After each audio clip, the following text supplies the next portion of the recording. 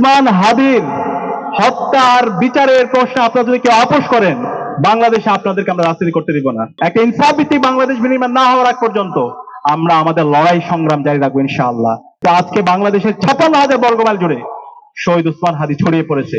সে তার সাংস্কৃতিক বিপ্লবের মাধ্যমে, কাজের মাধ্যমে সে দেখিয়েছে, ইনকিলাব সেন্টার থেকে শুরু করে সারা দেশব্যাপী এদেশের মানুষের অব্যক্ত যে কথাগুলো আছে, সে কথাগুলো উসমান হাদি সাহসের সাথে বলে গিয়েছে। কাউকে তোয়াক্কা করে নাই, কোন ধরনের হুমকি তুমকি খেয়ে সে তোয়াক্কা করে নাই। বাংলাদেশের 18 কোটি মানুষের যে অব্যক্ত কথাগুলো আছে, সে কথাগুলো বলে গিয়েছেন। তো এই আধিপত্যবাদী শক্তি, এই দিল্লির তাবেদাররা, তারা মনে করেছিল শহীদ উসমান হাদিকে শহীদ করে শহীদ উসমান হাদির যে আদর্শ, তার যে প্রত্যাশা, তার যে আকাঙ্ক্ষা, সেটাকে তারা নিভিয়ে দিতে পারবে। কিন্তু আজকে বাংলাদেশের 56,000 বর্গমাইল জুড়ে শহীদ উসমান হাদি ছড়িয়ে পড়েছে। আজকে বাংলাদেশের একদম শিশু থেকে শুরু করে বৃদ্ধ পর্যন্ত সর্বস্তরের মানুষরা তারা একসাথে বলছে, আমরা সবাই হাদি হব, যুগে যুগে লড়ে যাব, হাদি ভাইয়ের রক্ত বৃথা যেতে দেব না। এবং আমরা বলতে চাই ইনশাআল্লাহ, আমরা হাদি ভাইয়ের রক্ত বৃথা যেতে দিব না ইনশাআল্লাহ। হাদি ভাই যে জন্য জীবন দিয়েছে, একটা ইনসাফ ভিত্তিক বাংলাদেশ বিনির্মাণ না হওয়ার আগ পর্যন্ত আমরা আমাদের লড়াই সংগ্রাম জারি রাখবো ইনশাআল্লাহ।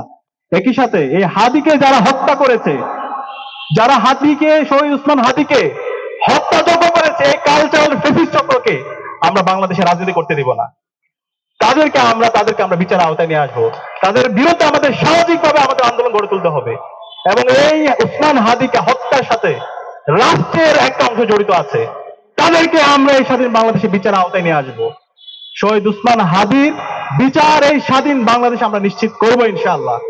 আমরা রাজনৈতিক দলগুলোকে অনুরোধ করব, সামনে নির্বাচন আছে, আমরা যদি দেখতে পাই উসমান হাদির হত্যার বিচারের প্রশ্ন আপনারা যদি কেউ আপোষ করেন, বাংলাদেশে আপনাদেরকে আমরা রাজনীতি করতে দিব না। আপনারা যতই ক্ষমতাবান হন, আপনাদেরকে পরিষ্কার করতে হবে উসমান হাদির হত্যার বিচারের ব্যাপারে।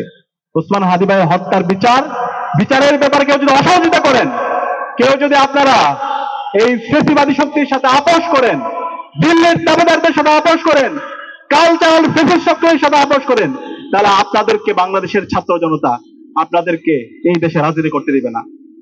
আমরা সবাইকে অনুরোধ করবো, এই উসমান হাদির বিচার এই স্বাধীন বাংলাদেশে হতে হবে। উসমান হাদির বিচার আমরা এই স্বাধীন বাংলাদেশে করবো ইনশাআল্লাহ। একই সাথে উসমান হাদির যে লড়াই, এটা যে একটা সাংস্কৃতিক লড়াই, এই লড়াইটা আমাদেরকে চালিয়ে যেতে হবে।